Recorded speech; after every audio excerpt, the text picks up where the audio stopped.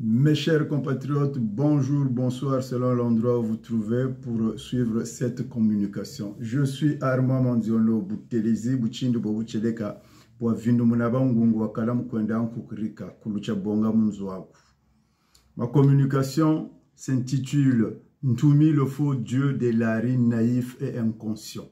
Pourquoi Ntumi, ce sale terroriste, ne clarifie-t-il pas les zones d'ombre qui entourent ses origines jusqu'à aujourd'hui, alors qu'il veut briguer la magistrature suprême de notre pays? Cet aventurier du désespoir congolais, criminel, profiteur, escroc, expoliateur des terres du Poul, quel poids politique a-t-il pour peser sur ces élections alors que les dés sont déjà pipés? Ce poison pour le Poul qui ne compte que sur son mentor Denis Sassou Nguesso et qui ne doit sa survie à ce dernier.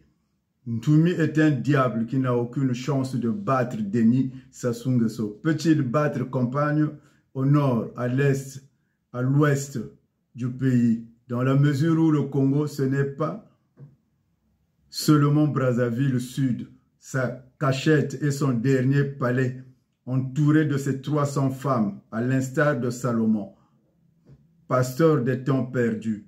Pourquoi les Lari sont-ils toujours la cible des autres ethnies?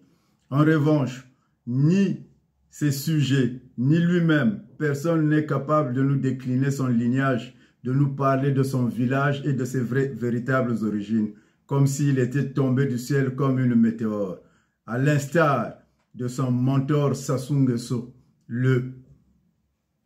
C'est de notoriété publique depuis des temps immémoriaux. Les Congo-Lari sont façonnés par le syncrétisme sur fond de l'aliénation culturelle du colon français. Certains Lari naïfs et inconscients continuent à vivre dans la gloire du passé, attirent les prédateurs et gourous pour bien les manipuler, les endormir et les détruire. Ces derniers leur inventent des faux dieux pour assouvir leurs desseins. Ntumi reste une belle illustration, un spécimen rare, avec une Bible à la main gauche et une Kalachnikov à la main droite, afin de respecter le cahier de charge de son mentor Sassou Nguesso, dont l'exécution a totalement réussi à construire en torchis les facultés cognitives des petits opportunistes qui rêvent se faire des sous sur le sang de nos frères du Poul. C'est très dommage, ces morpions tels que Keteka, Castor, Alexis Miayoukou, l'homme au cerveau capitonné, Samba Harold de Gatien, Brazza News du site 1000 Collines et Faye Monama. La liste reste exhaustive. Dites-moi, d'où sort la voiture 4x4 blindée personnelle de Ntumi Made in Mpila? Mes chers parents Lari de bonne conscience, il est temps que nous nous débarrassons de ce poison de Ntumi et de toute la vermine qui le soutient, car la deuxième phase de l'opération Mouebara, commencée le 18 décembre 1998, a été activée avec l'annonce de cette candidature accompagnatrice de Ntumi, qui n'est que l'arbre qui cache la forêt pour légitimer démocratiquement la farce électorale de Sassou Nguesso. Le plan B machiavélique est enclenché. En réalité, cette fois-ci, l'objectif consiste à pousser les Lari à s'entretuer comme ça s'est passé au Rwanda. Autrement dit, les populations du Poul vont se battre avec les Nsilulu qui auront l'assistance, qui eux auront l'assistance des Mboshi pour bien anéantir des Lari. Dans ce département souffre-douleur du Congo qui a connu depuis les temps immémoriaux des événements assez tristes, mais à la fois aussi des événements historique. Ce département a toujours eu une connotation de résistance parce que a vu naître des grandes figures de la résistance contre le colon français tels que Mabiala Manganga, Milongo, Bwetambongo, Ndiemo et j'en passe. Après eux, la période Machua et j'en passe. Après eux, la période post-coloniale a vu émerger l'abbé Fulbert Youlou, Massamba Deba. Et enfin, sous le règne de Sassou Nguesso est apparu Ntumi, se proclamant sauveur des Congo contre l'oppression Mboshi, usant d'un discours teinté de la logique de Bernard Kolela. Malheureusement, sa présence dans ce département ne fait que écrire les pages les plus noires du département du Poul. Bombardement des populations jusqu'en 1999, jusqu'à ce qu'une amnistie soit accordée à cette amnistie avait pour objectif de pardonner tous les acteurs des machinations et soubresauts politiques contre le Poul. Mais hélas, jusqu'aujourd'hui, la paix reste une denrée précaire au Poul.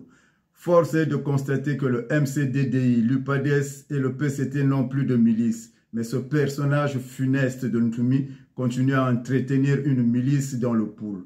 En 2016, ce dernier soutient Parfait Kolela qui perd les élections présidentielles selon les résultats proclamés notamment et la guerre ressurgit dans le Poul suite à une attaque de la milice de Ntoumi à Brazzaville.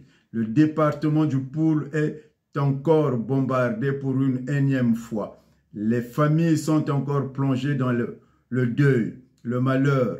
Cela ouvre la voie à un autre scénario de signature des accords de paix et attire l'attention des populations qui restent dubitatifs de ce processus qui décèle une malice de Sassou Nguesso pour la destruction du Poul en utilisant les moyens de l'État avec la complicité de Ntoumi. Comme si cela ne suffit pas, voilà que maintenant, un autre subterfuge apparaît pour continuer la destruction du Poul.